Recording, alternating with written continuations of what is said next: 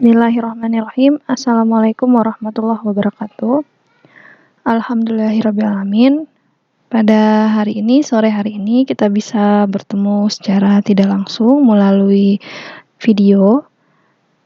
Nah, untuk hari ini kita akan membahas kembali materi kuliah Kimia Farmasi 1 tentang hubungan struktur aktivitas. Nah, untuk sore ini kita akan bahas tentang obat golongan anestetika. Nah, ini ya. Jadi, kalau di silabusnya itu untuk hubungan struktur aktivitas itu ada 6 golongan obat yang harus kita bahas. Ada antibiotik, analgetik, anestetik, diuretik dan kardiovaskular, antihistamin dan vitamin, hormon adrenokortikoid dan hormon steroid. Nah, sebelumnya kita sudah bahas obat-obat golongan 1 dan 2.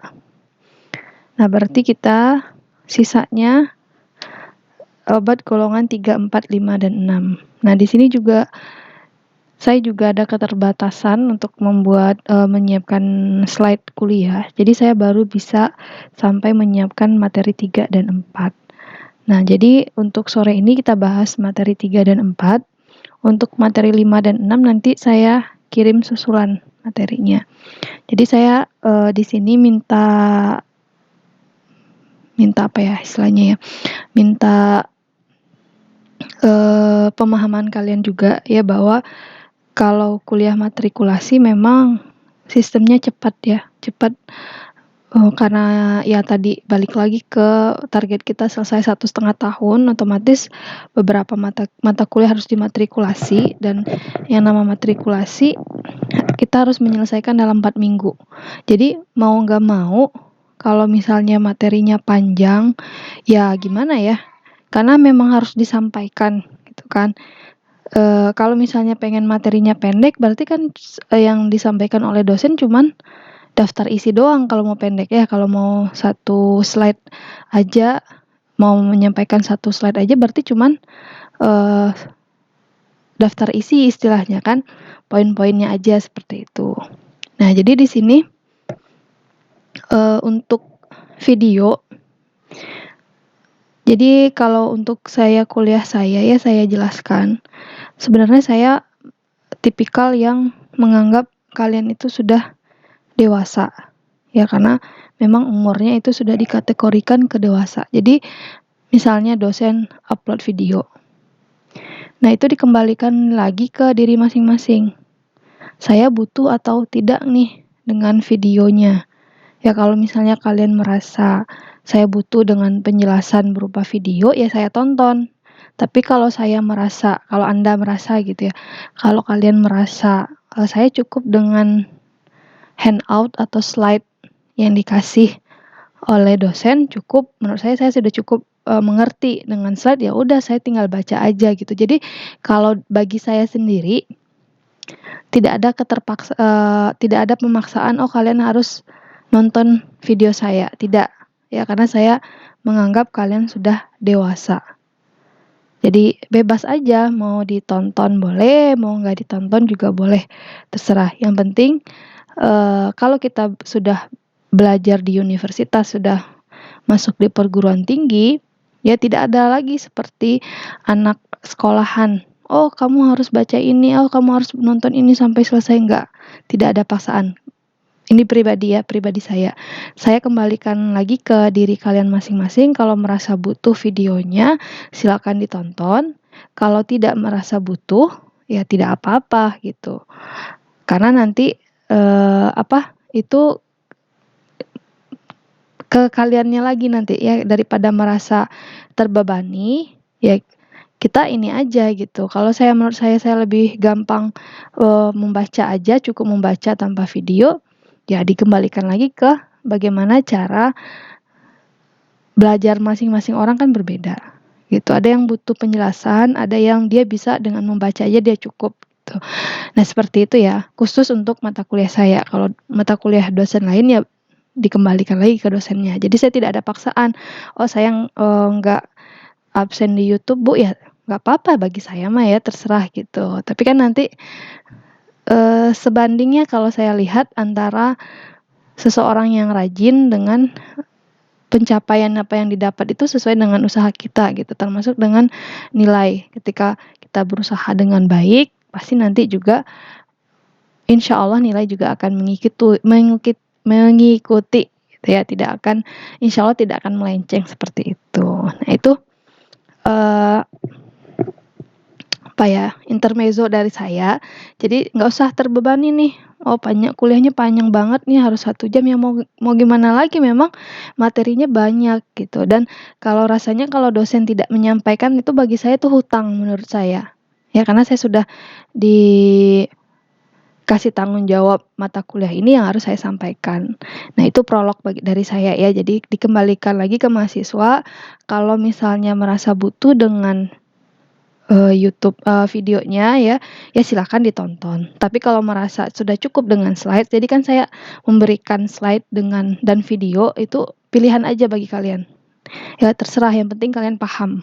Bagi saya hanya itu ya hasil akhirnya. Yang penting kalian paham. Udah bagaimana caranya tuh terserah kalian. Tuh kalian yang menentukan diri kalian. Saya cocoknya belajar seperti apa. Saya lebih mengerti kalau video atau cukup baca aja. Oke, seperti itu ya. Oke, kita masuk ke hubungan struktur aktivitas obat anestetik. Jadi diingatkan kembali bahwa memang untuk kita paham bagaimana mekanisme kerja suatu obat itu, salah satunya juga kita harus paham struktur ini ya. Karena efek obat itu pasti berasal dari struktur kimia. Yang mempengaruhi efek suatu obat itu adalah struktur kimianya. Makanya kita perlu belajar kimia medisinal atau kimia farmasi ini. Nah, anestesi. Jadi anestesi itu berasal dari bahasa Yunani yang artinya keadaan tanpa rasa sakit. Nah, anestesi dibagi 2, ya. Ada yang sistemik, ada yang setempat atau lokal. Jadi pembagiannya itu ada 2. Ada sistemik, ada lokal. Nah, kalau misalnya kalian tahu dulu ya, pernah nonton film apa ya judulnya ya, Avicenna kalau nggak salah, Avicenna. Tapi ini yang filmnya itu dari luar ya, maksudnya bukan yang nulis itu bukan orang Arab, tapi ceritanya dari cerita Hollywood gitu. Nah di situ ceritanya tentang kehidupan kedokteran sebelum waktu zaman Avicenna, ada sebelum Avicenna. Jadi dulu kalau sebelum ditemukannya anestesi ini ya, ketika orang mau cabut gigi kah atau sunat kah ya, dulu kan udah ada sunat juga kan. Nah itu semuanya itu dilakukan tanpa anestesi. Jadi buat penghilang rasa nyerinya itu mereka disuruh sambil minum madu gitu. Kebayang nggak sakitnya ya cabut gigi? Kalau cabut giginya misalnya sudah terlalu goyang mah nggak apa-apa ya. Tapi kalau masih cabut gigi yang masih giginya tuh belum terlalu goyang kan, tuh lumayan ya sakitnya ya gitu. Terus juga ada operasi, apapun itu operasi, mereka tuh sudah mengenal sebenarnya operasi dulu ya. Tapi ya itu tidak pakai anestesi. Nah kebayang nggak itu gimana menahan sakitnya? Nah jadi ceritanya seperti itu ya, ada tabib apa istilahnya dulu tuh, pokoknya tabib ya di daerah Eropa itu. Nah dia bekerja, dia penasaran nih, dia waktu itu katarak kalau nggak salah, matanya katarak. Jadi dia mendengar ternyata di Avicenna itu di mana sih? Di Andalusia ya kalau nggak salah. Pokoknya saya lupa ya kalau daerahnya, kalau sejarahnya itu. Pokoknya dia mengenal kalau di dunia Islam itu sudah mengenal kedokterannya itu sudah canggih, sudah modern gitu. Maka dia pergilah ke sana, ke daerah itu untuk mengoperasi matanya, katarak waktu itu. Makanya dia takjub sudah mengenal anestesi waktu itu. Jadi sebenarnya kalau kita bekerja di dunia ini ya, dunia farmasi, kita harusnya bersyukur ya, karena penemuan obat-obatan itu benar-benar mempermudah hidup kita ya. Kalau sampai sekarang kita tidak menemukan anestesi, wah nauzubillah ya, gimana nggak kebayang gitu, mau lahiran pun nggak kebayang. Ya, jadi diceritakan di cerita Avicenna itu juga pertama kali bagaimana apa sih istilahnya itu, sesar pertama kali itu gitu di sana. Sudah ada anestesi waktu itu. Nah, makanya sebenarnya kita bersyukur sekali hidup di zaman sekarang dengan semua obat-obatan sudah ada. Jadi ketika kita harus operasi itu semua sudah tidak terasa sakit lagi. Nah, itu karena perkembangan teknologi ya, termasuk teknologi di bidang kedokteran.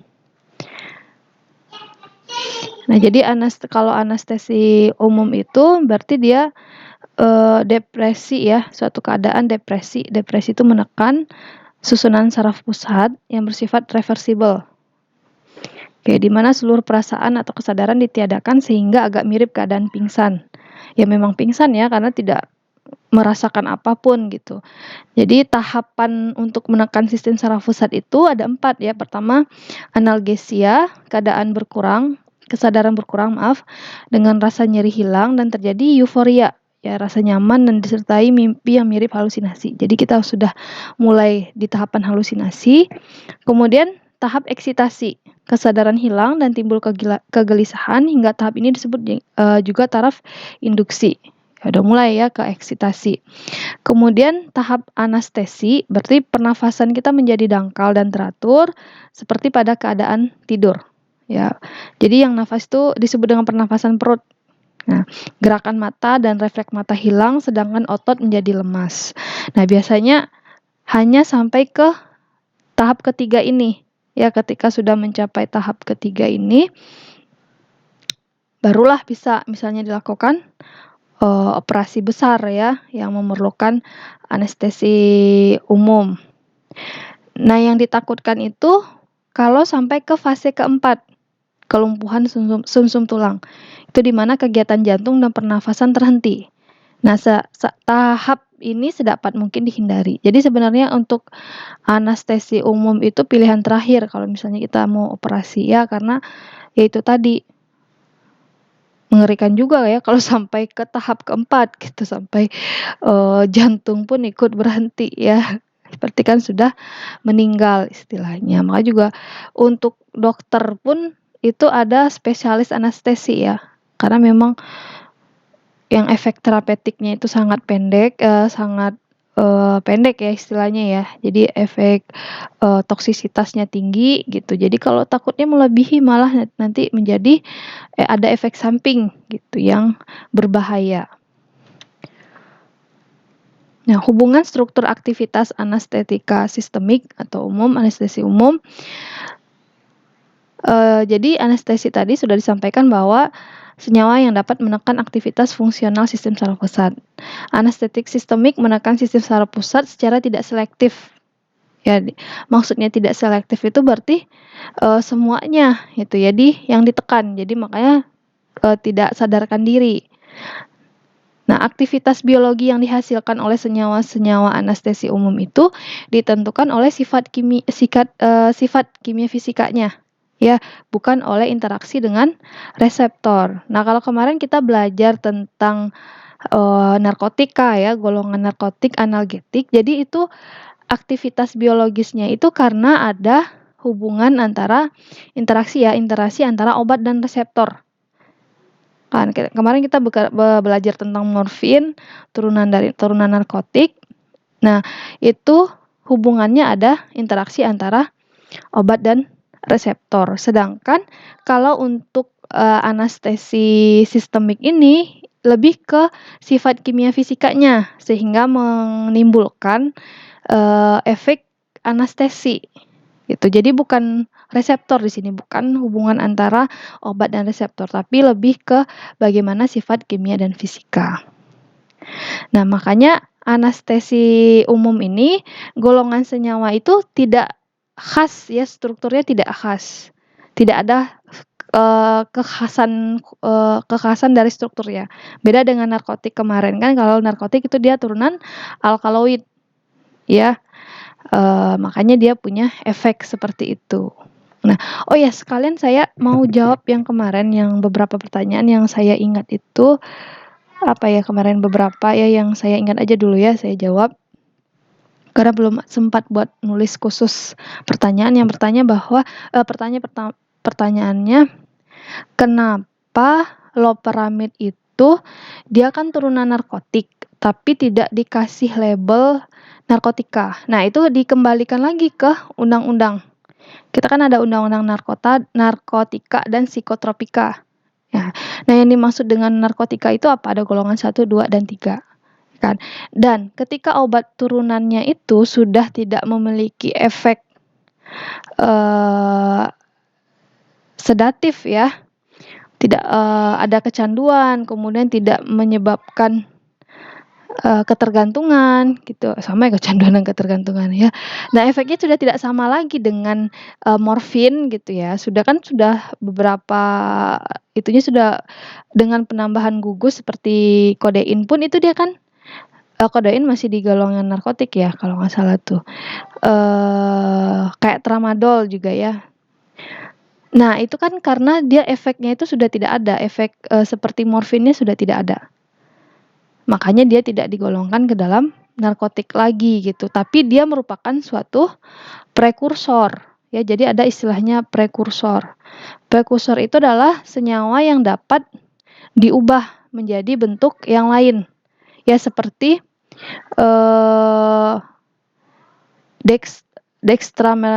dextrometorphan ya, dextrometorphan itu merupakan prekursor ya, atau yang obat pilek itu apa? Kok jadi lupa ya? Nah, itu merupakan prekursor yang bisa membentuk narkotika, tapi dia tidak digolongkan menjadi narkotika karena sudah berubah kan, sifat-sifat dia sudah berubah gitu. Nah, kemudian bagaimana cara memutuskan rantai A, B, C, dan D, E yang kemarin ya kita belajar itu ya. Nah, cara memutuskan rantai satu senyawa itu dengan reaksi kimia.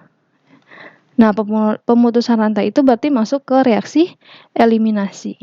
Jadi ditambahkan senyawa-senyawa yang dapat memutus rantai tersebut yang bisa menyebabkan reaksi eliminasi. Nah, itu belajarnya nanti kalian di sintesis ya, di kimia medisinal yang udah tahap lanjutan gitu. Kemudian apalagi pertanyaannya ya? Saya lupa. Yang saya ingat aja dulu ya, yang saya ingat seperti itu. Oke. Nah, untuk penggolongan anestetika berdasarkan cara pemberiannya, anestetika sistemik itu ada 2. Ada yang inhalasi, ada yang intravena. Jadi kalau inhalasi itu berarti kan diberikan secara inhalasi, ya dia sifatnya itu mudah menguap. Ya, karena berupa gas atau cairan yang mudah menguap. Kalau intravena berarti dia itu diberikan secara intravena. Inhalasi berupa gas atau cairan yang mudah menguap diberikan bersamaan dengan oksigen. Oksigen umumnya digunakan sebagai pelarut. Efek sampingnya berupa delirium, mual, takikardia, aritmia. Nah, aritmia jantung, depresi pernafasan, kadang-kadang ada yang menimbulkan hepatotoksik, nefrotoksik, dan kasigonik. Jadi anestesi ini sebenarnya berbahaya juga ya. Ini ada keuntungan inhalasi dan keuntungan intravena. Nah, kalau inhalasi dapat diubah dengan cepat ya, dengan mengubah kadar obat. Kedalaman anestesi dapat diubah dengan cepat dengan mengubah kadar obat. Kemungkinan terjadinya depresi pernafasan sesudah operasi kecil karena obat dieliminasikan dengan cepat. Nah, ini contohnya ya, diethyl ether, vinyl ether. Nah, biasanya si diethyl ether ini dipakai buat sebelum membedah tikus biasanya. Dikasih uap diethyl ether. Kloroform. Nah, kloroform ini kalau baca sejarahnya tuh dia pernah digunakan sebagai pembunuh ya. Ada seorang, dia tuh sebenarnya pekerja sosial di panti jompo. Tapi ternyata setelah dia bekerja tiba-tiba ada hampir setiap hari itu ada warga panti jompo itu yang meninggal. Nah, ternyata sama si petugasnya itu yang jahat itu dia dikasih kloroform. Jadi kloroform itu kan mudah menguap ya, menguap. Terus ketika dihirup itu ada efek halusinasinya.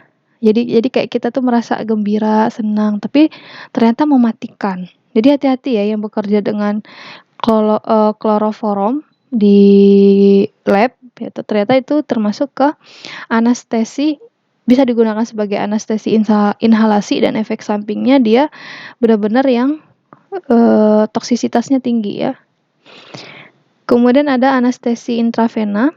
Awal kerjanya cepat ya karena dimasukkan secara intravena, masa kerjanya juga cepat, biasanya dikombinasikan dengan anestesi inhalasi untuk operasi yang memerlukan waktu lama. Efek sampingnya adalah depresi pernafasan, aritmia jantung, spasme pada bronki dan laring, hipotensi, mual dan rasa pusing sesudah operasi. Ini yang nggak enak banget ya, rasa pusing sesudah operasi itu, mualnya itu. Contohnya tipental, natrium, ketamin, HCl. Nah, untuk pengelompokan anestesi inhalasi, berdasarkan struktur kimia anestesi inhalasi ini berupa cairan mudah menguap, dapat dibagi menjadi 2 kelompok. Ada turunan eter, ya, jadi eter-eteran ini dia ternyata ada efek anestesinya. Kemudian turunan hidrokarbon, terhalogenasi. Nah, hidrokarbon itu berarti apa? Yang golongan alkana, alkena, alkuna itu ya. Yang terhalogenasi, berarti terhalogenasi itu dia ada ditambahkan unsur-unsur halogen. Unsur 7A, golongan 7A seperti Cl, Br. Ya, ini seperti kloroform itu dia masuk ke turunan hidrokarbon terhalogenasi, etil klorida, halotan, dan trifuormetanol. Ya. Kalau eter udah tahu ya. Ini siklopropan, dietil eter, divinyl eter, metoksifluoran, isofluoran, enfluoran. Turunan eter. Jadi ada 2. Kalau golongan anestesi inhalasi, turunan eter dan turunan hidrokarbon terhalogenasi. Kalau untuk anestetik intravena itu ada 2 kelompok. Ada turunan barbiturat, ada turunan sikloheksanon. Turunan barbiturat yang mempunyai masa kerja sangat pendek atau kurang dari setengah jam, pada umumnya menimbulkan efek anestesi sistemik. Contohnya metoheksinal natrium, tiamital natrium, dan tiofental natrium. Kalau turunan sikloheksanon, contohnya ketamin. Ini saya lupa ya, ini nggak ada strukturnya di sini ya, struktur dari barbiturat. Ya, balik lagi tadi kalau yang membedakannya pasti adalah rantai sampingnya. Nanti kalian lihat lagi di buku di modul bahan ajar kimia farmasi komprehensif. Next ke anestesi lokal. Nah, anestesi lokal senyawa obat yang menghalangi secara reversibel penerusan input saraf ke susunan saraf pusat pada penggunaan lokal, ya, sehingga menghilangkan rasa nyeri. Jadi efeknya efek lokal. Kemudian ada dikenal prinsip Ferguson. Banyaknya senyawa kimia dengan struktur berbeda tetapi sifat fisik sama seperti eter dan kloroform, ya. Eter dan kloroform ini kan strukturnya berbeda ya, tapi sifat fisikanya sama, ya, dapat menimbulkan efek narkosis atau anestesik sistemik. Efek anestesi cepat dan dipertahankan bila ada cadangan obat dalam cairan tubuh. Bila cadangan habis, maka efek akan berakhir. Ya, berarti memang efeknya juga sebentar ya, efek anestesinya itu. Kemudian ada prinsip Fuchner. Untuk mendapatkan aktivitas yang sama, seri homolog. Ingat seri homolog ini? Ya kan, misalnya CH4 ya.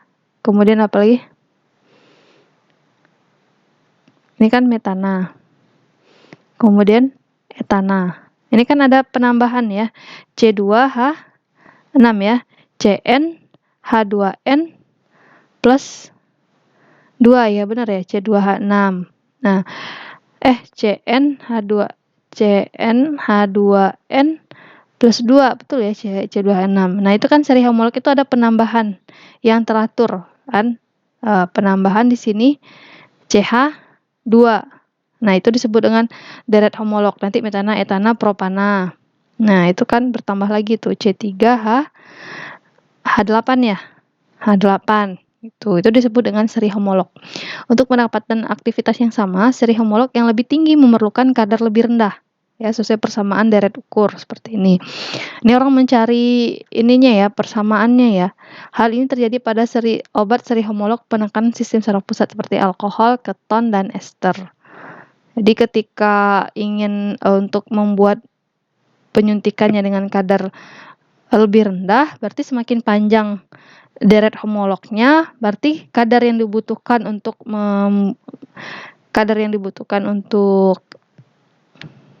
senyawa anestesinya itu juga jadi lebih rendah.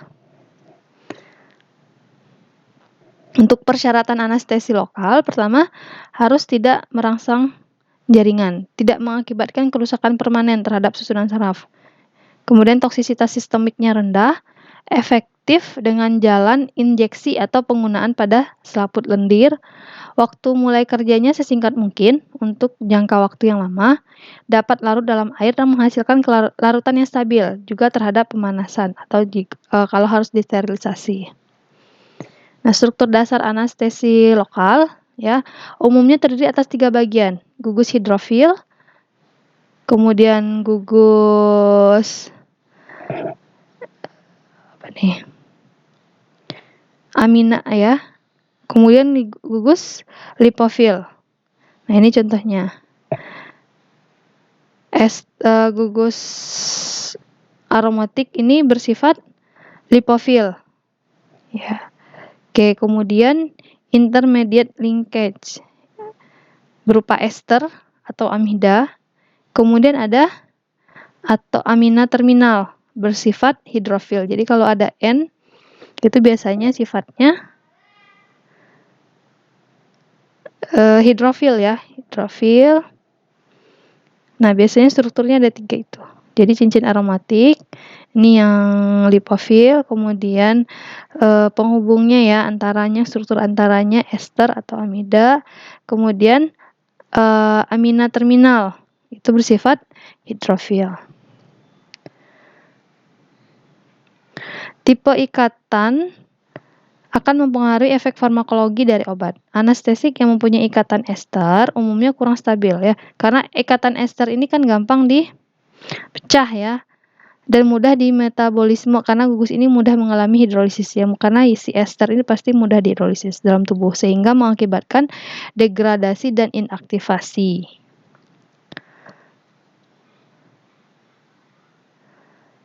Jenis anestesi lokal. Pertama, anestesi infiltrasi injeksi diberikan pada tempat yang akan dianestesi, ujung-ujung saraf di kulit dan jaringan yang lebih dalam.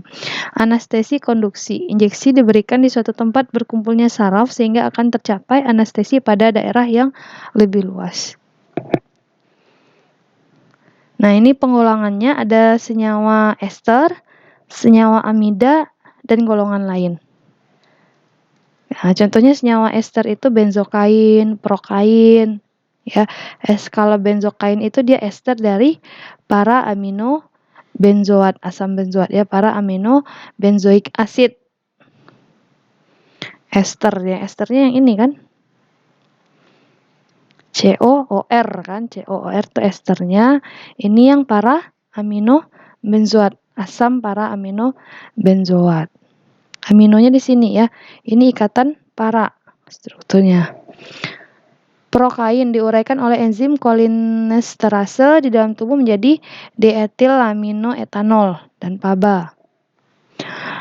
PABA ini para amino benzoik acid ya. Nah, berarti tuh struktur dasarnya ini ya. Para amino benzoik acid ini ya. Nih. Kalau dia OH, dia para amino benzoik acid, misalnya di sini OH. Tapi kalau AH-nya pergi dan digantikan oleh yang lain, berarti ini bentuk esternya kan, R-nya gitu, rantai sampingnya. Tuh, struktur dasarnya adalah para amino benzoik acid ini. Kemudian ada tetrakain, merupakan derivat dengan gugus metil pada bagian hidrofil. Tetrakain mempunyai khasiat 10 kali lebih kuat daripada prokain, tetapi toksisitasnya lebih tinggi. Kemudian ada oksibuprokain, derivat prokain dengan gugus oksibutil pada inti benzen. Jadi ada penambahan ini ya, oksibutil. Derivat dibutil dengan khasiat yang sama dengan prokain, tetapi waktu kerjanya lebih cepat dan bertahan lama. Oke, makanya dirubah-rubah struktur sampingnya ya, rantai sampingnya ini untuk mendapatkan obat dengan efektivitas atau safety-nya ya, keamanannya yang lebih baik. Biasanya itu. Kalau waktu kerjanya lebih tahan lama kan itu berarti kan lebih baik ya dari sebelumnya. Oke. Jadi yang kalian perhatikan adalah rantai sampingnya ini ya, seperti ini rantai sampingnya, apa saja rantai sampingnya. Nah, itu yang disebut dengan turunan-turunan. Kemudian ada lidokain, merupakan pilihan utama untuk anestesi permukaan infiltrasi. Nah, ini banyak ya sediaan lidokain ini. Saya ingatnya kalau lidokain ini yang buat wasir ya. Salep wasir kan banyak tuh isinya lidokain. Lidokain berkhasiat lebih kuat, lebih cepat, dan lebih lama. Tes setengah plasmanya 30 menit dan lama kerjanya 60-90 menit. Kalau nggak salah dokter gigi pakai lidokain ini ya untuk anestesinya. Mefikain memiliki awal kerja obat yang cepat, yang lebih cepat dibandingkan prokain, dan lama kerjanya yang menengah, lebih pendek. Nah, ini makanya disebut senyawa amida itu ini ya strukturnya ini. Ada N-nya ini. Bupivakain digunakan secara injeksi pada saraf pada area yang dikehendaki. Awal mula kerja obat 6 menit dan bekerja selama 8 jam. Wow. Lumayan ya. Etidokain memiliki aktivitas kerja yang panjang tetapi memiliki efek samping pada kedokteran adalah meningkatkan perdarahan pada pendarahan kali ya. Pendarahan pada pembedahan. Jadi bahaya juga si etidokain ini. Prilokain digunakan dalam bentuk injeksi, sering digunakan dalam kedokteran gigi, sering dikombinasikan dengan lidokain untuk anestesi dermal. Senyawa lain, bentuk lain itu adalah kokain. Ya, kokain ini termasuk golongan narkotika, mempunyai efek vasokonstriksi dan bersifat stimulan dengan gejala gelisah dan meningkatkan kapasitas kerja dengan menghilangkan rasa lelah. Ya, kelihatan ya di sininya ya. Ada alkaloid berarti si kokain ini, turunan alkaloid. Banyak disalahgunakan juga ya sebagai obat-obat terlarang, kokain. Oke, kita lanjut ke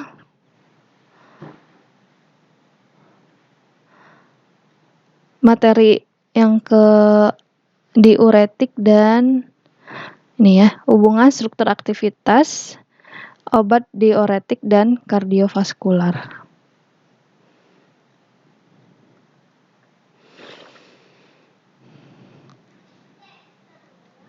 Nah, jadi diuretik saya yakin kalian sudah tahu. Diuretik merupakan senyawa kimia yang dapat meningkatkan pengeluaran kemih, air urin ya, atau air seni.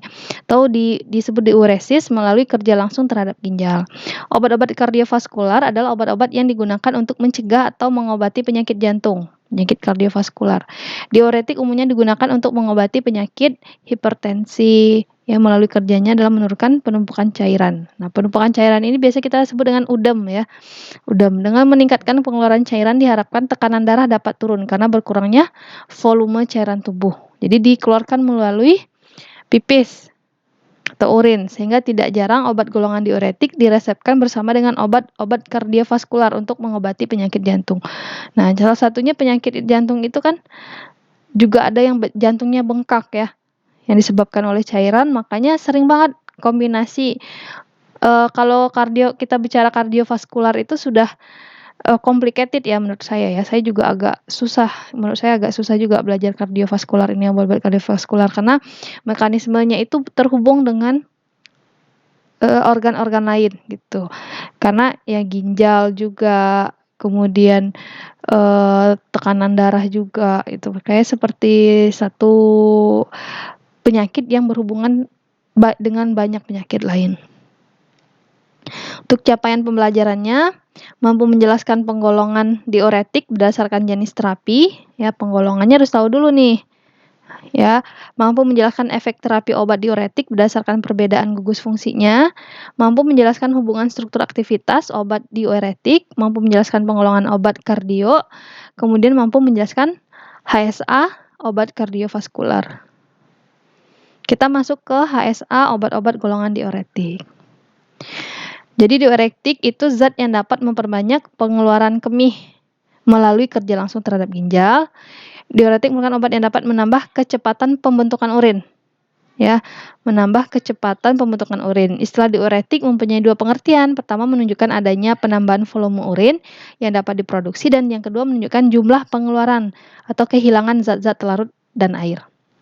Cairan diuretik bekerja terutama dengan meningkatkan ekskresi pengeluaran ya ion-ion Na+ dan Cl- atau karbonat CO3- yang merupakan elektrolit utama dalam cairan luar sel.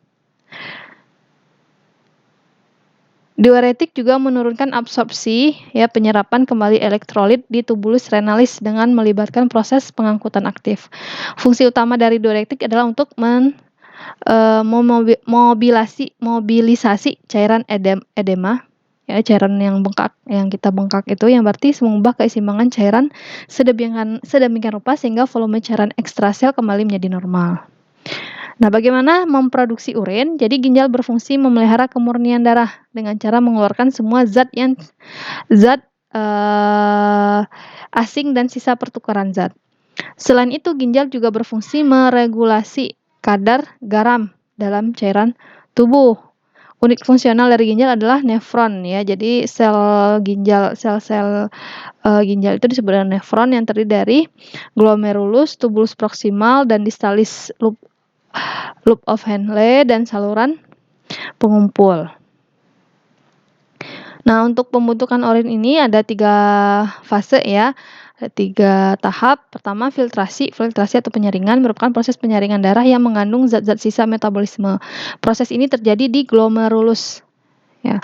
Hasil filtrasi glomerulus kemudian akan menuju kapsula Bowman dan dihasilkan urin primer. Urin primer terdiri atas air gula, asam amino, garam, ion argonik, dan urea yang sudah tidak dibutuhkan lagi. Kemudian sudah disaring, ada reabsorpsi. Reabsorpsi artinya itu adalah penyerapan kembali ya zat-zat yang masih dibutuhkan oleh tubuh.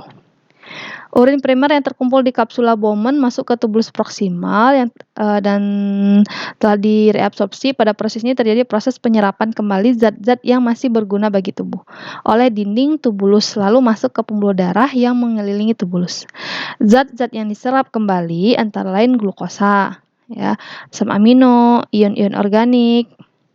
Nah, makanya kalau misalnya di pemeriksaan urin itu tidak boleh ada glukosa kan dan asam amino.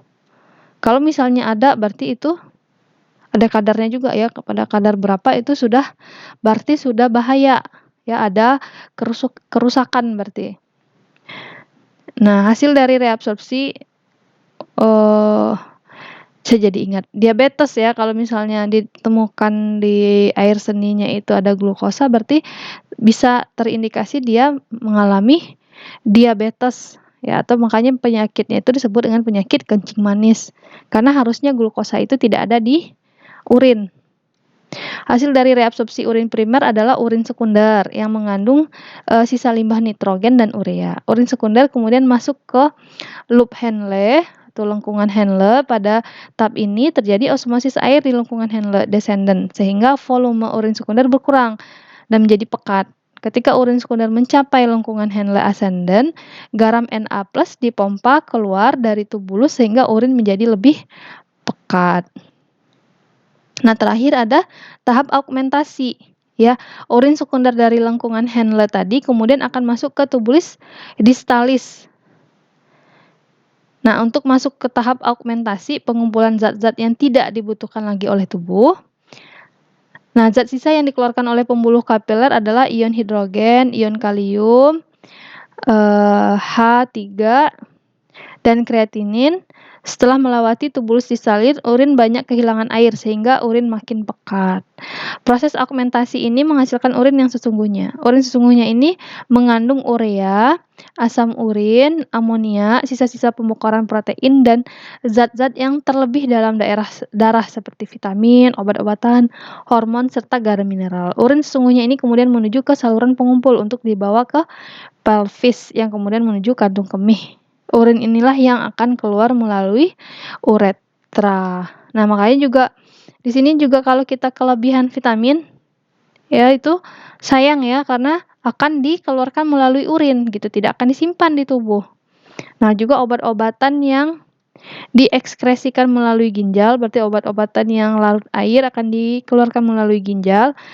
Nah, hati-hati, itu makanya kenapa ada beberapa obat yang nefrotoksik, ya. Nefrotoksik itu artinya racun terhadap ginjal, ya, karena dia diekskresikan melalui ginjal malah menjadi memperberat kerja ginjal.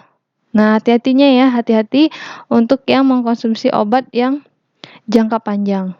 Nah, sebenarnya kalau kalian untuk obat-obat diet yang salah satu yang membuat takut memakan obat-obat diet, ya, itu rata-rata kalau nggak nefrotoksik dia hepatotoksik, ya, memperberat kerja ginjal atau memperberat kerja hati. Apalagi kalau misalnya si obatnya itu, kalau misalnya kita menggunakan obat yang diuretik, ya, rata-rata obat yang diklaim sebagai obat apa sih namanya? Obat diet itu, ya, menurunkan untuk melangsingkan itu, mekanisme kerjanya kalau nggak diuretik, kalau nggak pencahar. Ya, kalau diuretik yang misalnya setelah minum obat itu kita jadinya pipis-pipis terus gitu, ya, ke WC terus, ya, berarti dia mekanisme kerjanya diuretik gitu. Jadi dia bukannya mau menghambat pembentukan lemak di tubuh kita, tapi malah menurunkan berat badan dengan cara mengeluarkan cairan kita gitu. Jadi kurusnya karena kurus kehilangan cairan tubuh gitu. Atau kalau dia pencahar berarti dia ini, ya, makanan itu belum sempat diserap tubuh sudah dikeluarkan. Apakah itu baik? Ya, tidak baik. Kita makan buat apa dong? Dan kita makan kan buat mendapatkan asupan gizi ke dalam tubuh. Jadi untuk kalian-kalian yang pejuang diet, seperti saya juga pejuang diet, ya, sebaiknya tidak tergoda menggunakan obat-obat pelangsing seperti itu. Karena kalian kan farmasi, ya, harusnya lebih paham lagi bahwa ini sebenarnya mekanisme kerjanya apa sih sehingga dia ngeklaim sebagai penurut berat badan. Ya, oke lah kalau berat badan turun, tapi yang kita harapkan bukan berat badan yang turun kan, tapi kadar lemak dalam tubuh yang turun. Nah, untuk penggolongan diuretik, berdasarkan efek yang dihasilkan, diuretik dibagi menjadi 3, ya. Ada diuretik yang hanya meningkatkan ekskresi air dan tidak mempengaruhi kadar elektrolit tubuh. Jadi dia hanya mengeluarkan air saja, ya, elektrolit tubuh seperti natrium, kalium, dan lain-lain itu tetap. Ada diuretik yang dapat meningkatkan pengeluaran Na juga, natrium juga, berarti dia natriuretik. Dan ada diuretik yang dapat meningkatkan ekskresi natrium juga, klorida juga, ya. Oke. Nah, secara umum diuretik itu dibagi menjadi 7 kelompok. Ada diuretik osmotik, pembentukan asam, merkuri organik, penghambat karbonik anhidrase, turunan tiazida, hemat kalium, dan diuretik loop. Pertama, diuretik osmotik adalah senyawa yang dapat meningkatkan ekskresi urin dengan mekanisme kerja berdasarkan perbedaan tekanan osmosis. Umumnya diuretik osmotik mempunyai berat molekul rendah. Dalam tubuh tidak mengalami metabolisme secara pasif disaring melalui kapsula Bowman. Nah, mekanismenya ini, ya, adanya perbedaan tekanan osmosa sehingga terjadi diuresis. Oke, contohnya apa gitu? Ini contoh ininya, ya, zat-zat yang dikeluarkannya, ya.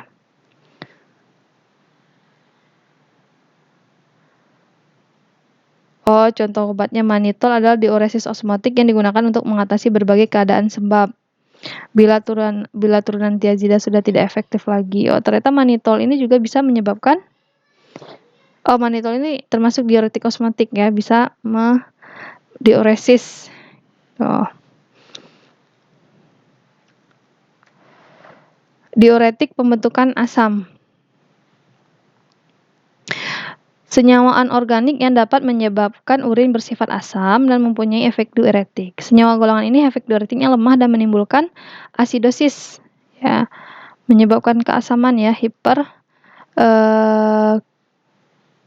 kloremik sistemik. Efek samping yang ditimbulkan antara lain adalah iritasi lambung, penurunan nafsu makan, mual, asidosis, dan ketidaknormalan fungsi ginjal. Jadi asidosis itu berarti darah menjadi asam ya. Contohnya amonium klorida, amonium nitrat, dan kalsium klorida. Nah, ini mekanisme bagaimana dia pembentukan asam ya. Makanya terbentuk nih H3O+.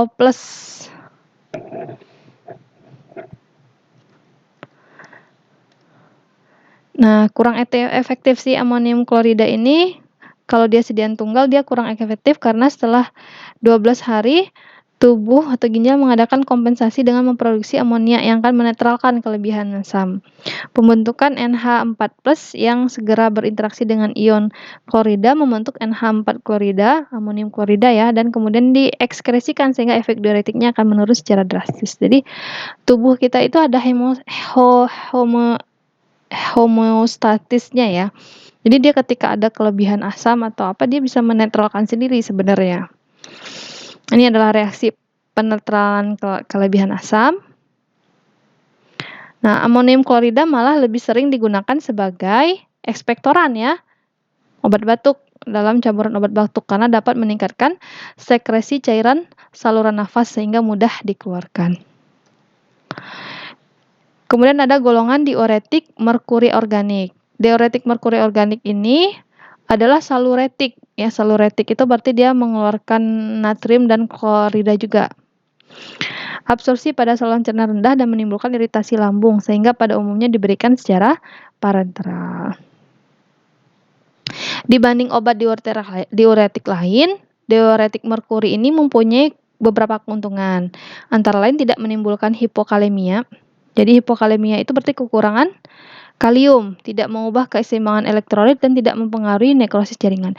Ini salah satu yang membuat kenapa kalau orang yang diuretik itu meminum obat-obat diuretik itu menjadi lemas ya. Karena salah satunya adalah terjadi hipokalemia, kekurangan kalium di dalam tubuh. Nah, salah satu yang kalian kalau misalnya nanti ada ini ya, apa sih istilahnya tuh, edukasi itu ketika memberikan obat. Nah, disarankan kepada yang menggunakan obat-obat diuretik itu untuk mengkonsumsi pisang karena pisang tinggi kalium. Kalau enggak, dokter akan meresepkan biasanya. Jadi kalau ada obat diuretik terus apa ya sih sediaannya yang kandungannya kalium itu, kemudian ada suplemen yang mengandung kalium, berarti ya itu tadi ya, karena kalau obat-obat diuretik yang dia juga mengekskresikan kalium berarti akan terjadi hipokalemia. Si pasiennya akan lemas. Nah, makanya ditambah biasanya dikombinasi dengan suplemen kalium. Diuretik merkuri organik menimbulkan reaksi sistemik yang berat sehingga sekarang jarang digunakan sebagai obat diuretik. Diuretik merkuri organik mengandung ion merkuri yang dapat berinteraksi dengan gugus SH, enzim ginjal, ya, yang berperan pada produksi energi yang diperlukan untuk absorpsi kembali elektrolit dalam membran tubulus sehingga enzim menjadi tidak aktif. Oh, malah interaksinya dengan enzim ya. Akibatnya absorpsi kembali ion-ion Na+ dan seelmin di tubulus menurun, kemudian dikeluarkan bersama-sama dengan sejumlah ekuivalen air sehingga terjadi efek diuresis. Nih, diuretik merkuri organik. Jadi ini dia diuretiknya. Ini ada Hg-nya ya. Ini ketika berikatan dengan reseptor, yang terikat itu ada Hg-nya ya. Ini kan sisi reseptornya S, H, dan Y. Berikatan senyawa ini berikatan adalah gugus Hg-nya. Sehingga enzim menjadi tidak aktif. Kadar Na+ dengan air meningkat. Tuh. Diuretik merkuri organik mempunyai rantai yang terdiri dari 3 atom C dan 1 atom Hg pada salah satu ujung rantainya. Jadi 3 atom C-nya ya terikat dengan Hg. Nah, ini yang 3 lagi itu merupakan rantai sampingnya. Nah, ini struktur umumnya. R1 gugus aromatik biasanya ya, heterosiklik atau alisiklik yang terikat pada rantai propil. R2 biasanya gugus metil ya, seperti turunan CH3 atau C2H5 etil gitu ya. Secara umum pengaruh gugus terhadap sifat senyawa adalah kecil. X ini konstituen yang bersifat hidrofil. Nah, contohnya ada gugus teofilin yang dapat menurunkan toksisitas obat, mengurangi efek iritasi setempat, meningkatkan kecepatan absorpsi, dan juga mempunyai efek diuretik. Nah, terjadi potensiasi. Potensiasi ini artinya jadi lebih kuat efeknya. Nah, jika ada gugus tiol seperti asam merkaproasetat dan tiosorbitol dapat mengurangi toksisitas terhadap jantung dan efek iritasi setempatnya rendah.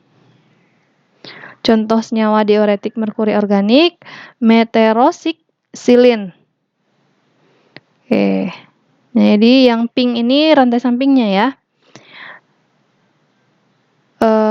Kalau kemudian ada chlormerodin. Nah, ini perbedaan-perbedaan ini. Bu, ini harus dihafal nggak sih, Bu? Nggak usah dihafal ya. Saya pun nggak hafal gitu.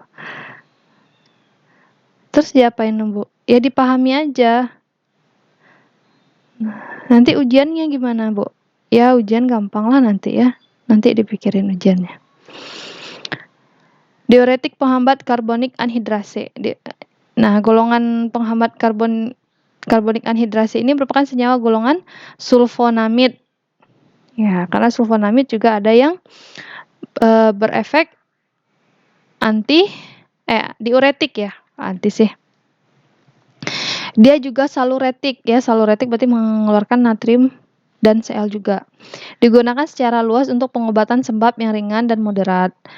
Sebelum ditemukannya diuretik turunan tiazida. Efek samping yang ditemukan golongan ini antara lain gangguan saluran cerna, menurunkan nafsu makan, parestesia, asidosis sistemik. Nah, jangan-jangan ini ya, yang obat-obat pelangsing itu golongan dikasihnya di golongan sulfonamid lagi, karena efek sampingnya kan menurunkan nafsu makan. Kemudian juga diuretik kan, keluar-keluar urin terus ya. Ya gimana nggak turun berat badannya. Adanya efek asidosis sistemik dan alkalinisasi urin dapat merubah secara bermakna perbandingan bentuk terionisasi dan yang tak terionisasi. Nah, biasanya juga penggolongan diuretik penghambat karbonik anhidrase ini juga digunakan sebagai obat penunjang pengobatan glaukoma. Ya. Jadi glaukoma itu yang penyakit mata ya. Tekanan mata, tekanan cairan mata kalau nggak salah ya, glaukoma tuh istilahnya tuh. Ya.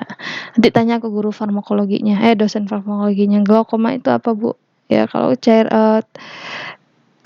bahasanya saya lupa. Yang intinya itu tekanan cairan mata itu jadi berlebih gitu. Bahaya ya kalau glaukoma ini.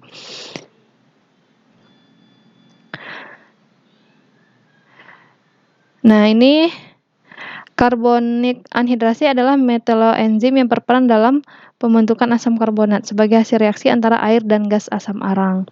Asam karbonat yang terbentuk kemudian terionisasi menjadi H+ dan HCO3-. Ion H+ ini digunakan sebagai pengganti ion-ion Na+ dan K+ yang diabsorpsi kembali di tubus renalis. Ini mekanisme kerjanya ya. Ini yang diabsorpsi kembali H2O ditambah CO2 itu akan menghasilkan H2CO3 ya, kemudian melepaskan H+ terbentuk HCO3-. H2O tambah CO2. Nah, kemudian dengan karbonat anhidrase, nah menurun ya H2CO3-, Na+-nya diabsorpsi. Nah, makanya nanti Na+, HCO3- dan airnya sehingga volume urinnya meningkat.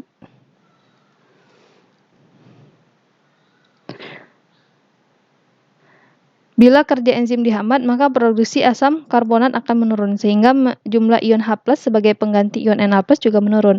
Akibatnya jumlah Na+ yang diabsorpsi kembali dan akan menurun, dan ion Na+ yang tertinggal bersama dengan ion HCO3- dan air akan meningkatkan volume urin yang kemudian dikeluarkan dan menyebabkan efek diuresis. Nah, ini untuk hubungan struktur aktivitasnya. Yang berperan terhadap aktivitas diuretik penghambat karbonik anhidrase ini adalah gugus sulfamil bebas. Itu ininya ya. Mono dan substitusi pada gugus sulfamil akan menghilangkan aktivitas diuretik karena pengikatan obat dan reseptornya jadi lemah. Jadi dia harus bebas ya, jangan terikat lagi.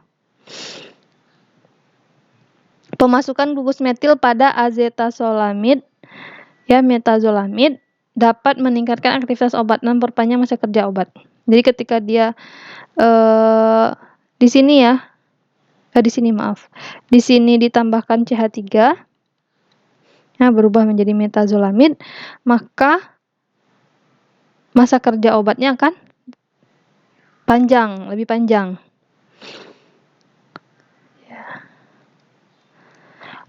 Metazolamid mempunyai aktivitas diuretik 5 kali lebih besar dibanding asetazolamid, hanya dengan penambahan gugus CH3 di sini.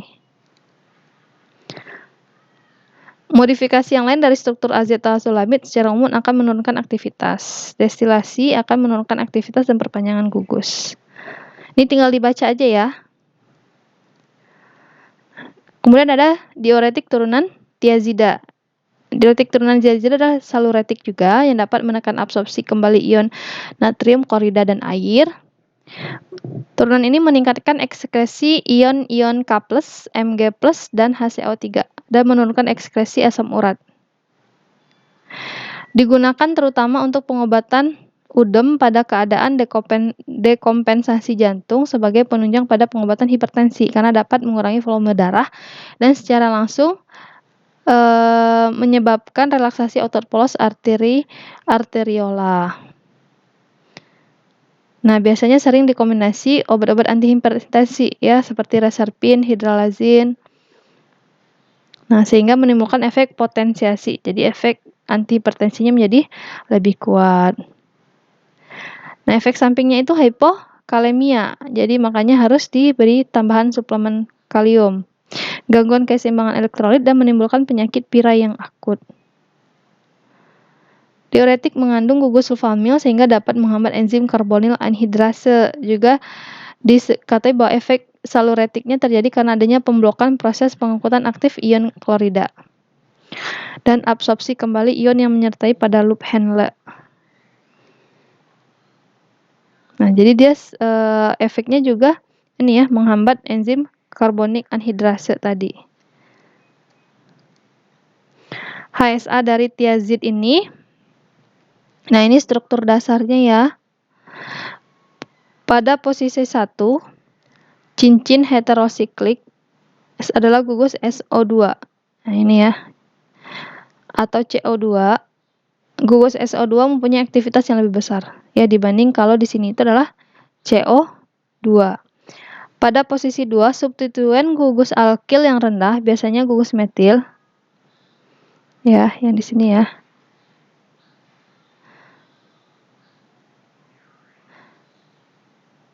Pada posisi 3 ada substituen lipofil seperti alkil terhalogenasi, CH2Cl ya, dan lain-lain. Pada ikatan C3-C4, ikatan jenuh, reduksi ikatan rangkap pada C3 dan C4 dapat meningkatkan aktivitas diuretik 10 kali. Ya, ketika direduksi ikatan rangkap. Ya. Jadi ini kan awalnya ikatan jenuh ya. Jenuh itu kan berarti ikatan rangkap 1 gitu. Ketika jadi ikatan rangkap 1, ikatan tunggal ya. Ketika dia direduksi menjadi ikatan rangkap, maka aktivitas diuretiknya akan menjadi 10 kali. Substitusi langsung pada 4, 5 atau 8, 4, 5 atau 8 dengan gugus alkil akan menurunkan aktivitas diuretik. Jadi kalau ada di sini CH3, C2 atau C2H5 berarti dia efektif aktivitas diuretiknya akan menurun. Pada posisi 6 ada gugus penarik elektron yang sangat penting seperti Cl, CF3. Hilangnya gugus tersebut menyebabkan senyawa kehilangan aktivitas. Oh, kalau tidak ada gugus itu malah dia tidak ada aktivitas ya. Yang 6 ini harus ada gugus Cl, Br, CF3, NO2. Pada posisi 7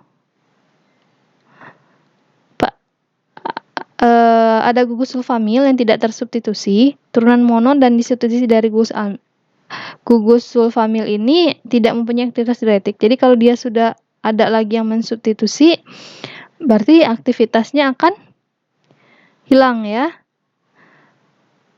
Gugus sulfamil pada posisi meta 1 dapat digantikan dengan gugus elektronegatif lain yang membentuk gugus induk baru yang dinamakan diuretik seperti tiazid, tiazidilik, diuretik seperti turunan salsilanilid, turunan benzirazid, dan turunan talimidin.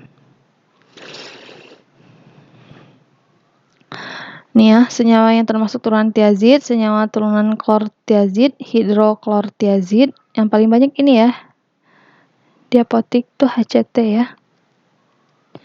HCT, hidroklortiazid sebagai yang tersaji dalam tabel ini.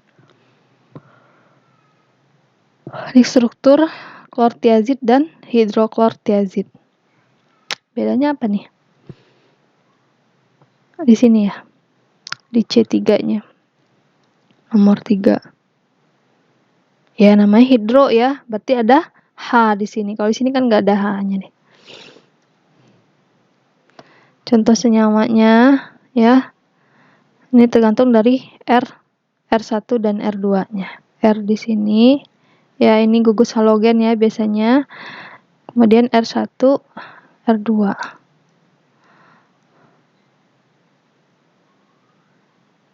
Efek negatif dari penggunaan diuretik turunan tianisida menyebabkan reaksi hipersensitivitas seperti urtikaria, demam, akibat ini ya, diskarias darah dan nefritis interstisial, menyebabkan hipokalemia akibat peningkatan ekskresi K+. Pada awal penggunaan, diuretik ini menghasilkan sedikit penurunan curah jantung. Kalau digunakan jangka panjang akan menyebabkan hiperkalsemia atau hiperurisemia. Berarti pengeluaran ya, hiperkalsemia itu hiperurisemia.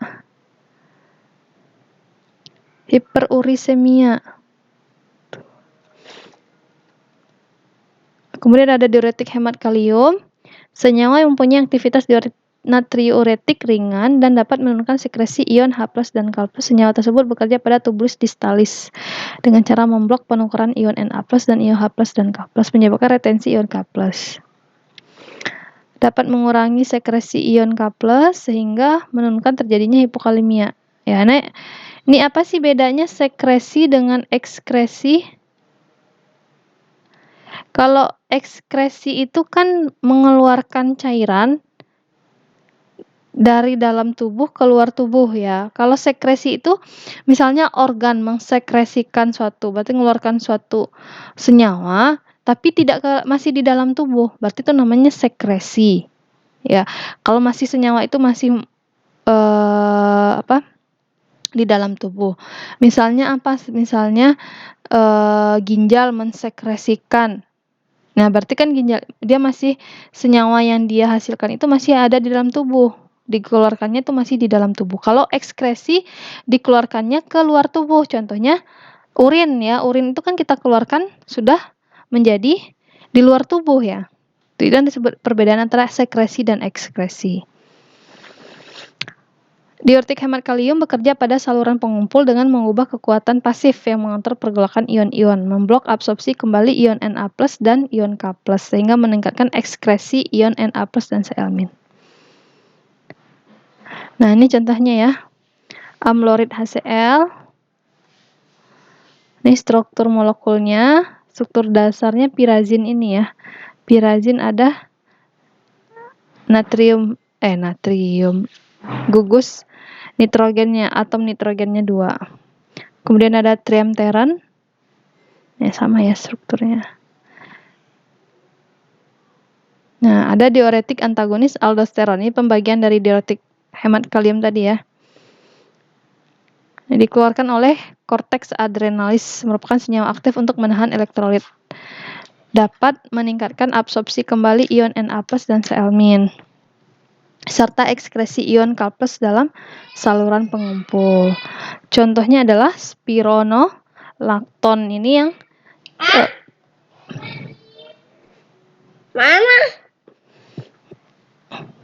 ini yang paling banyak ya, salah satu diuretik yang paling banyak digunakan, spironolakton.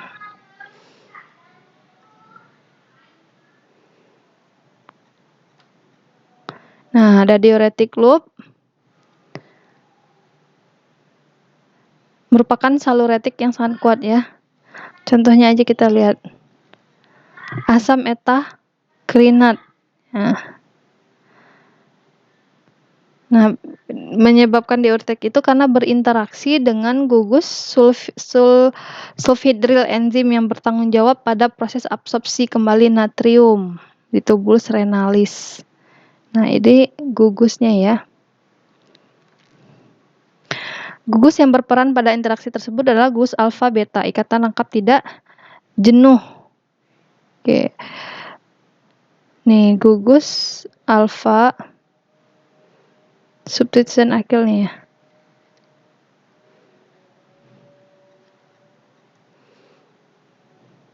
Oke.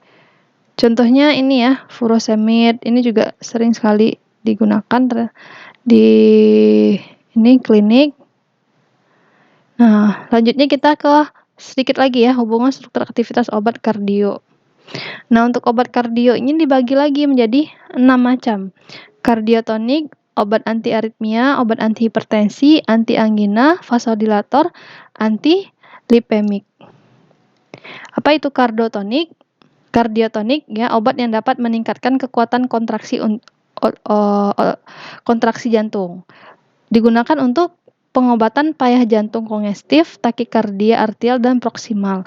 Nih istilah-istilah ini saya anggap sudah tahu ya, apa itu takikardia, aritmia, ya. Mekanisme kerjanya mempengaruhi pergerakan ion natrium dan kalium. Nah, sehingga sel banyak kehilangan ion kalium, bekerja langsung pada protein miosin, meningkatkan kadar kalsium. Ini contoh obatnya, digitoxin, digoxigenin, gitoxigenin, aubagenin, bufalin ya, strofantidin. Ini paling kita sering dengar ya, digitoxin. Untuk struktur aktivitasnya, aktivitas kardiotonik bagian struktur glikosida jantung yang berperan adalah alfa beta lakton tidak jenuh pada posisi 17 beta. Itu yang di sini ya. Ini. Tuh gugus 14 beta hidroksi. Nih. Kemudian konfigurasi cis di antara cincin A dan B serta C dan D.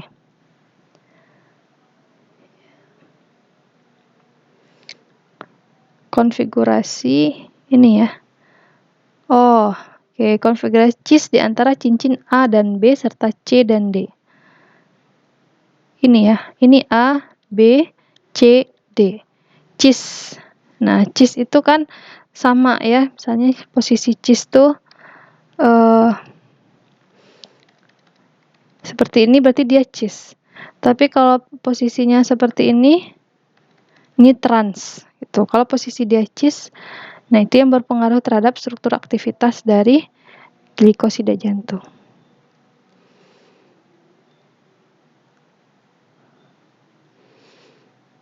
Nah, ada ikatan elektrostatik C rangkap C dan ikatan hidrogen C rangkap O, ikatan hidrofob C ikatan hidrofob dan ikatan hidrogen. Ini ikatan dengan reseptornya ya. Jadi kalau reseptor A itu yang ini ya, dia akan berikatan dengan C rangkap C dan ikatan C O. Nah, yang di sini ya.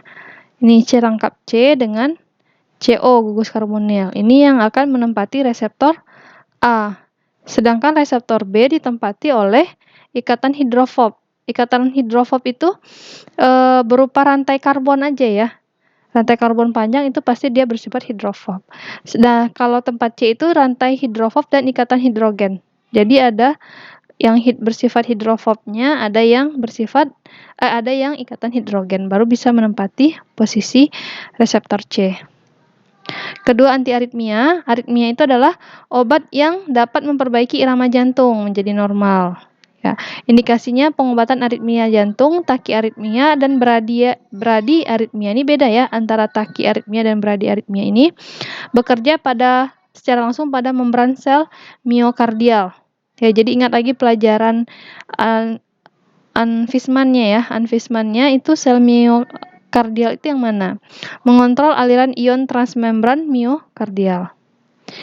Pembagiannya berdasarkan kegunaan dan berdasarkan tipe kerja. Kalau berdasarkan kegunaannya, senyawa yang digunakan untuk mengobatkan takiaritmia seperti lidokain, verapamil, beta blocker. Yang digunakan untuk bradiaritmia, atropin, isoprotenorol. Ya. Kemudian untuk yang berstruktur khas, yaitu obat yang bekerja dengan membentuk kompleks dengan reseptor. Contohnya, golongan beta blocker. Kemudian yang strukturnya tidak khas, yaitu obat yang bekerja dengan cara berkumpul pada daerah tertentu, membran sel miokardial, menyebabkan peningkatan tekanan permukaan dalam membran dan menghambat fungsi biologis komponen membran normal. Contohnya quinidin dan prokainamid. Contoh obatnya apa aja? Ada prokainamid, lidokain, disopiramid, quinidin, pratmalium. Untuk HSA-nya, rantai alkil mengandung substituen bersifat polar yang dapat membentuk ikatan hidrogen dengan bagian polar fosfolipid membran. Gugus aminokationik ya, yang ini yang terionisasi pada pH tubuh dapat berinteraksi dengan gugus anion fosfolipid atau polipeptida membran. Interaksi obat yang berstruktur tidak khas dengan bagian tertentu membran miokardial menyebabkan berkumpulnya obat secara selektif pada membran, menyebabkan penekanan dan hambatan tidak khas beberapa fungsi membran. AR adalah cincin aromatik ya, ini ya, yang bersifat lipofil, dapat berinteraksi dengan rantai alkil fosfolipid membran melalui ikatan hidrofob dan van der Waals. Jadi ininya ya, ingat struktur dinding sel. Jadi dinding sel itu terdiri dari fosfolipid ya. Kemudian golongan antihipertensi merupakan obat yang digunakan untuk pengobatan hipertensi. Indikasinya adalah untuk pengobatan hipertensi ya. Mekanisme kerjanya macam-macam, ada vasodilator, ACI, inhibitor AC ya, angiostensin, antagonis CA selektif, kemudian ada diuretik HCT. Nah, ini kan kita udah bahas tadi ya, HCT sama baru HCT yang kita bahas tadi. Mekanisme kerjanya, ini bagaimana ini ya, mekanisme naiknya tekanan darah. Nah, ini nanti lebih konkretnya kalian belajarnya di farmakologi ya. Jadi biar tidak lebih panjang lagi, ini udah panjang, biar nggak panjang lagi. Jadi kalian ingat aja bagaimana proses terjadinya kenaikan tekanan darah. Nah, obat golongan efek sentralnya itu klonidin, guanfacin, alfa metil dopa. Nah, ini sering ada di kemudian untuk yang golongan angiostensin ini, penghambat inhibitor angiostensin ini, captopril, perindropil ya, yang sering banget tuh captopril ya. Lisinopril, enalapril ya. Oke. Obat antagonis reseptor angiostensin 2 seperti losartan ya, irbesartan, kandesartan, valsartan. Ini yang paling banyak dipakai sekarang berarti yang ini. Yang antagonis reseptor angiostensin 2.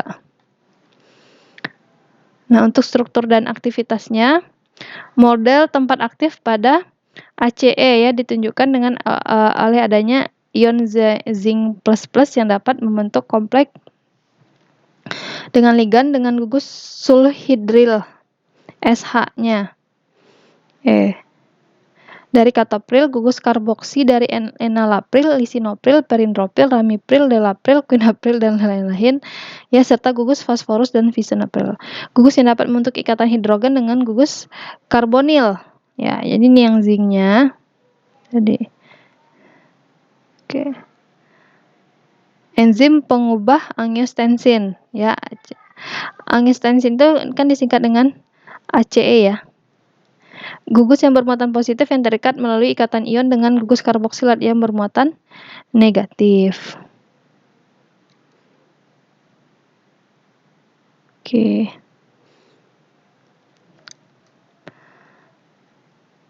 Nah, gugus karboksi ini yang membentuk kompleks dengan zinc dapat berupa karboksilat bebas seperti lisinopril, tetapi pada umumnya dalam bentuk ester. Ya, yang bentuk ester etil itu adalah enalapril, perindropril, ramipril, delapril, banyak ya. Bentuk ester adalah praobat. Jadi praobat itu maksudnya dia kalau dalam bentuk tersebut dia belum aktif, tetapi dalam tubuh ketika dimetabolisme oleh tubuh maka baru berubah menjadi aktif. Jadi biasanya kalau ester itu dia akan dihidrolisis, ya, menjadi bentuk asam yang aktif. Jadi sebelum dihidrolisis oleh tubuh dia tidak aktif. Oke. Ini masih ke struktur aktivitasnya, ya. Senyawa mengandung si fosinopril ini senyawa mengandung gugus fosfinat yang mampu mengikat secara spesifik tempat aktivitas pada angiostensin. Fosinopril mempunyai kegunaan serupa dengan benazepril. Jadi di sini, ya. Next, antiangina. Obat yang digunakan untuk pencegahan dan pengobatan gejala angina pectoris. Indikasinya adalah jika untuk pengobatan angina pectoris. Tipe-tipe angina itu ada dua, yang angina klasik, ada yang varian. Ya, angina klasik itu biasanya terjadi pada saat olahraga atau ketika ada emosi. Kalau angina varian itu biasa ada yang terjadi pada istirahat. Mekanisme kerjanya bisa memvasodilatasi sebagai vasodilator atau meningkatkan pasokan oksigen atau mengurangi kebutuhan oksigen. Obat turunannya itu berupa turunan nitrat dan nitrit. Ya, amil nitrit, glyceryl trinitrat. Nah, yang paling sering dipakai itu apa? Isosorbit dinitrat. Mekanisme kerjanya, ya, gugus turunan nitrit ini, ya, akan berikatan dengan RONO2. Oke. Ini yang dia GMP ini, ya.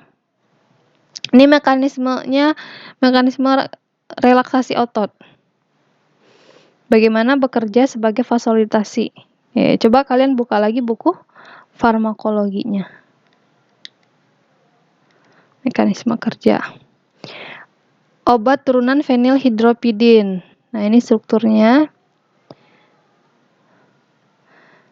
Nifedipin, ya, yang kita tahu, ya, felodipin, nikardipin, sama amilodipin. Ya, taunya kita ini sebagai obat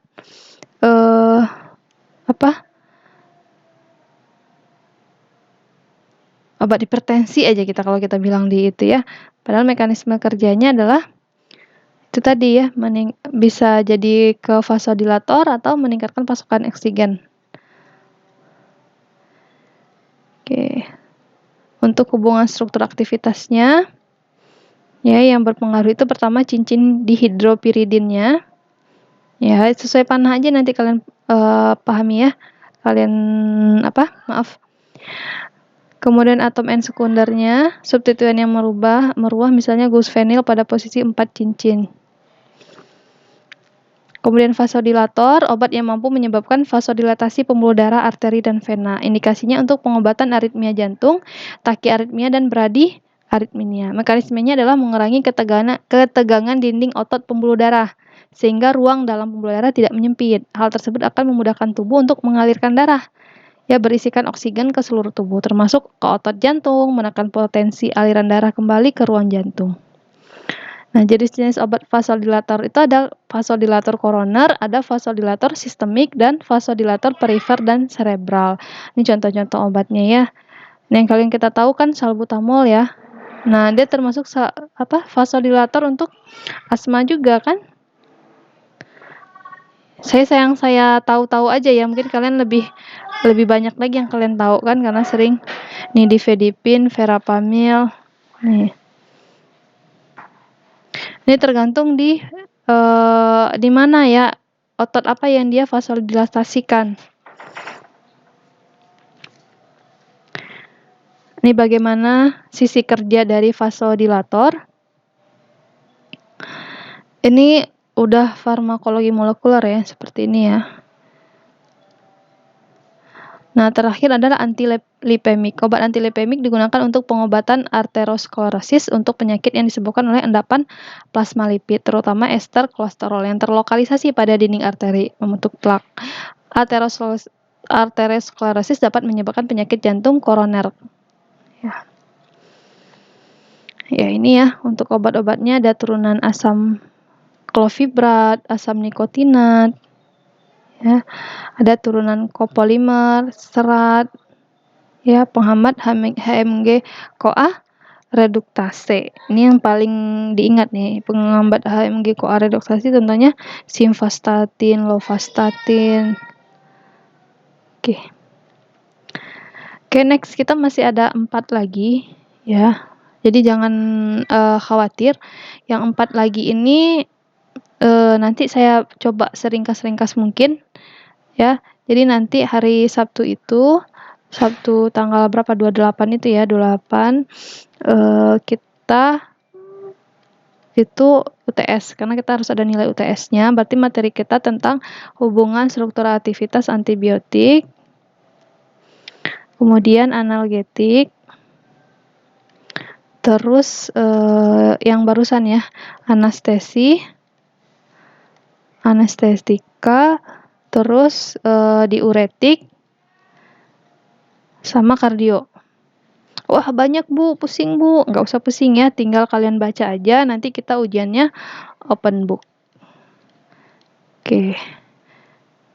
Nah, kita UTS-nya berarti karena UTS jam 8-nya kita UTS etika, berarti ini UTS-nya jam 10 berarti ya. Oke, sama UTS-nya open book. Jadi cukup kalian pahami ya. Nanti nggak usah dihafal karena kita ujiannya open book. Oke, untuk materi ini segera nanti. Nah, jadi kan UTS ini udah ya, yang materi sampai hari ini kan udah untuk UTS. Berarti sisa yang 4 ini nanti untuk ujian matrikulasinya ya.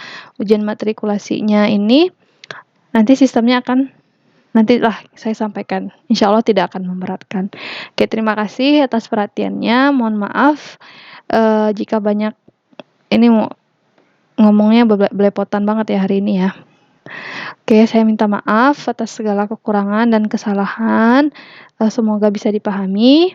Wabillahi taufik wa hidayah. Wassalamualaikum warahmatullahi wabarakatuh.